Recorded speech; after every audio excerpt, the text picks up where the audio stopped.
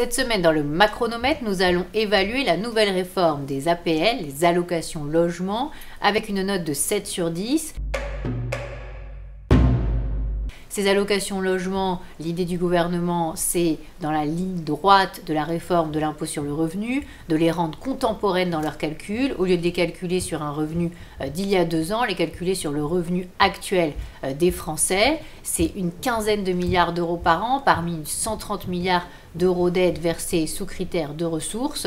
Alors, 6 millions de personnes vont être impactées, certains à la hausse, d'autres à la baisse.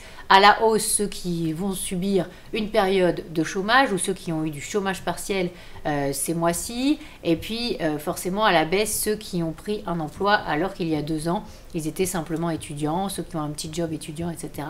Ceux-là, effectivement, vont être impactés à la baisse. Globalement, le gouvernement attendait plus d'1 milliard d'euros d'économies par an et il n'en sera rien vu la situation, la conjoncture actuelle, le chômage qui monte. On est plutôt sur 500 millions d'euros d'économies à tout casser. Mais ce qui est intéressant dans cette réforme, ce sont moins les économies potentielles que les économies potentielles sur le long terme, sur le coût de distribution des aides.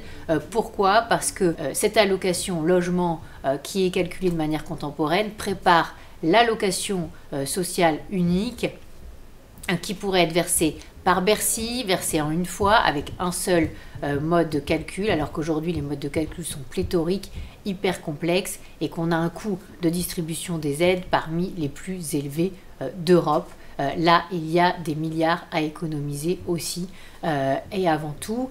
Donc l'idée, c'est évidemment d'encourager pour aller plus loin sur une allocation unique plafonnée, imposable, calculée par Bercy, d'où la note de 7 sur 10.